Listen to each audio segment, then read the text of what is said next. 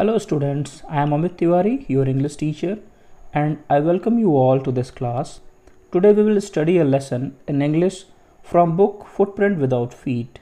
This is the second chapter and the name of the chapter is The Thief's Story, which is written by Ruskin Bond. Students, the title itself says, this is a story of a thief, and in this story the narrator is thief himself. So students, we will read this story and we will discuss the difficult word meanings also.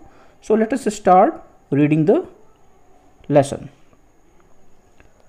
I was still a thief when I met Anil, and though only 15, I was an experienced and fairly successful hand. Here the meaning of successful hand is to be the master of any particular action. Narrator कहता है कि जब वह अनिल से मिला वो उस समय भी चोर था और उसकी उम्र महज 15 साल की थी, लेकिन उस छोटी सी उम्र में उसको चोरी के काम में बहुत ज़्यादा एक्सपीरियंस हो चुका था. Anil was watching a wrestling match when I approached him. He was about 25, a tall lean fellow, and he looked easy going, kind and simple enough for my purpose. I had not had much luck of late and thought I might be able to get into the young man's confidence. Now, the narrator is saying that when he met Anil, he was watching a wrestling match. Narrator कहता है कि जब वो अनिल से मिला तो उस समय अनिल एक रेसलिंग मैच देख रहा था, और नैरेटर बताता है कि अनिल जो है वो तकरीबन 25 साल की उम्र का एक लंबा, दुबला पतला और बहुत ही साधारण किस्म का इंसान था, जो कि उस थीफ के चोरी के पर्पज के लिए बहुत ही सुटेबल था. I had not had much luck of late and thought I might be able to get into the young man's confidence. अब चोर कहता है कि पिछले कुछ दिनों से उसके प्रोफेशन में उसको बहुत ज़्यादा सक्सेस नहीं मिल रही थी, और इस वजह से उसने सोचा कि अगर इस आदमी को, जो कि 25 साल का अनिल है, अगर उसको अपने कॉन्फिडेंस में ले लिया जाए तो उसका जो पर्पज है वो फुलफिल हो सकता है. You look a bit of a wrestler yourself, I said. A little flattery helps in making friends. So do you, he replied, which put me off for a moment because at that time I was rather thin. Here flattery means excessive and insincere praise given especially to further one's interest. यहाँ पे जो narrator है यानी कि जो थीब है वो अनिल से जब मिलता है तो उससे कहता है कि तुम तो बिल्कुल एक रेसलर के जैसे दिखाई देते हो. और वो ऐसा इसलिए कहता है क्योंकि उसे ऐसा लगता है कि थोड़ी सी झूठी प्रशंसा कर देने से किसी को भी अपना मित्र बनाया जा सकता है. तो इसके जवाब में अनिल कहता है कि तुम भी तो बिल्कुल वैसे ही दिखाई दे रहे हो. और जब थीब ये बात सुनता है तो थोड़ा सा उसको बुरा सा लगता है, क्योंकि उस समय खुद वो बहुत ज़्यादा दुबला पतला है. Well, I said modestly, I do wrestle a bit. What's your name? तो नैरेटर जो है वो कहता है कि हाँ, मैं थोड़ी बहुत कुश्ती कर लेता हूँ. फिर अनिल उससे पूछता है कि तुम्हारा नाम क्या है? स्टूडेंट्स, यहाँ ध्यान देना, मॉडेस्टली का मतलब होता है इन अ हम्बल मैनर. तो जब अनिल थीब के बात का रिप्लाई करता है तो अनिल की बात चोर को थोड़ी बुरी सी लगती है, क्योंकि उस समय वो खुद दुबला पतला रहता है. फिलहाल अनिल फिर से उसका नाम पूछता है तो चोर अपना नाम हरि सिंह बताता है.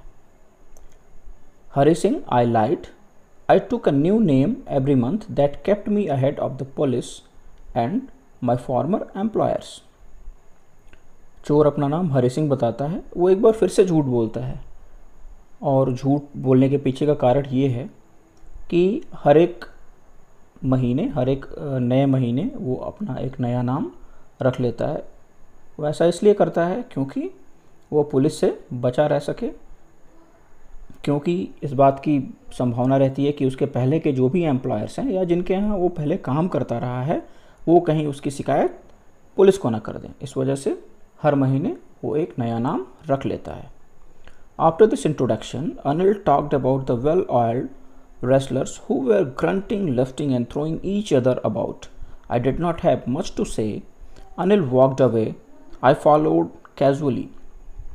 अब चूँकि अनिल और थीप के बीच में इंट्रोडक्शन हो गया है तो अनिल जो है उस रेसलर के बारे में जिसके शरीर पे चारों तरफ तेल पुता हुआ है, जो कि एक दूसरे को उठा के पटक रहे हैं और गुर्रा रहे हैं, उनके बारे में वो बात करता रहता है।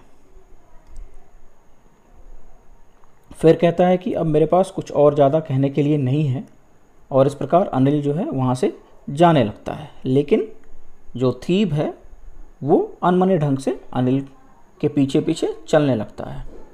Hello again he said. I gave him my most appealing smile. I want to work for you I said but I can't pay you. अब चूँकि अनिल के पीछे पीछे चोर चलता जा रहा है तो अनिल फिर से एक बार मुड़ के उसको हेलो कहता है और जो चोर है बहुत ही एक सुंदर सी स्माइल, सम्मोहक सी स्माइल अनिल की तरफ देता है और कहता है कि मैं तुम्हारे साथ काम करना चाहता हूँ, तुम्हारे लिए काम करना चाहता हूँ। अनिल क्या कहता है, लेकिन मैं तो तुम्हें पे नहीं कर सकता, मैं तो तुम्हें सैलरी नहीं दे सकता। I thought that over for a minute. Perhaps I had misjudged my man. I asked, "Can you feed me?" अब जब अनिल कहता है कि मैं तुम्हें सैलरी नहीं दे पाऊँगा, इस बात से चोर सोचने लग जाता है कि इस आदमी से मिलने से पहले या इस आदमी से इतनी बातचीत करने से पहले मुझे एक बार सोच लेना चाहिए था कि क्या ये मेरे पर्पज़ को फुलफ़िल कर पाएगा कि नहीं कर पाएगा, क्योंकि इस व्यक्ति के पास तो मुझे सैलरी देने के लिए पैसे ही नहीं हैं।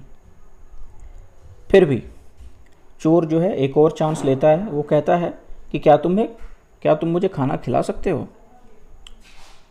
तो पलट के अनिल क्या कहता है, can you cook? I can cook, I lied again. चोर कहता है कि हाँ मैं बिल्कुल खाना पका सकता हूँ और इस प्रकार चोर फिर से एक बार झूठ बोलता है। If you can cook then maybe I can feed you. Now Anil is saying that if the thief is able to cook, he would definitely feed him. यानी कि अगर तुम खाना बना सकते हो तो मैं तुम्हें खाना भी खिला सकता हूँ। He took me to his room over the Jamuna sweet shop and told me I could sleep on the balcony. But the meal I cooked that night must have been terrible because Anil gave it to a stray dog and told me to be off, but I just hang around, smiling in my most appealing way, and he could not help laughing. Now, अब अनिल चोर को अपने घर की तरफ लेके जाता है। उसका घर जमुना स्वीट शॉप के ऊपर है और अनिल चोर को बालकनी में सोने के लिए कहता है।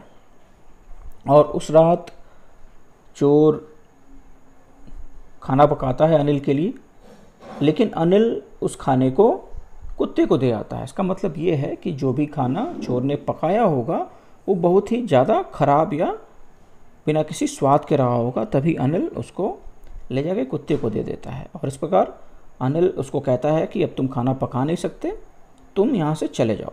लेकिन फिर भी चोर जो है उसके इधर उधर मंडराता रहता है और स्माइल करता रहता है और उसकी इस हरकत से अनिल भी स्माइल करने लगता है। Later he patted me on the head and said, "Never mind. He would teach me to cook. He also taught me to write my name and said He would soon teach me to write whole sentences and to add numbers. I was grateful. I knew that once I could write like an educated man, there would be no limit to what I could achieve. और इस प्रकार अनिल उसके सिर को थपथपाता है और कहता है चलो कोई बात नहीं, मैं तुम्हें खाना पकाना सिखाऊंगा। और इस प्रकार वो नैरेटर को या थीप को उसका नाम लिखना सिखाता है और कहता है कि जल्दी वो उसे पूरा सेंटेंस भी लिखना सिखाएगा और किस तरह से नंबर्स को जोड़ते हैं वो भी सिखाएगा। I was grateful. I knew that once I could write like an educated man, there would be no limit to what I could achieve. चोर कहता है कि एक बार वो पढ़े लिखे आदमी की तरह पढ़ना लिखना सीख जाएगा तो उसके लिए हर एक काम को करना बहुत ही आसान हो जाएगा, यानी कि वो बड़े बड़े काम बड़े ही आसानी से कर लिया करेगा। It was quite pleasant working for Anil. I made the tea in the morning and then would take my time buying the day's supplies, usually making a profit of about ₹1 a day. I think he knew I made a little money this way, but he did not seem to mind. और इस प्रकार अनिल के लिए काम करना बहुत ही pleasant feel हो रहा था चोर को। वह सुबह उठ के चाय बनाता था और उसके बाद घर की जो भी ज़रूरी आवश्यकताएं थीं, जैसे राशन हो गया, सब्जी हो गया, इन सब चीज़ों को ख़रीदने में मेरा बाकी का समय बीतता था। और इस प्रकार मैं रोज़ ₹1 का प्रॉफिट भी बना लेता था। चोर कहता है कि मेरा ख्याल है कि अनिल को ये बात पता थी कि मैं प्रॉफिट बना रहा हूँ, लेकिन कभी भी उसने इस बात का एहसास नहीं होने दिया। Anil made a money by fits and starts. He would borrow 1 week, lend the next. He kept worrying about the next check, but as soon as it arrived, he would go out and celebrate. It seems he wrote for magazines, a queer way to make a living.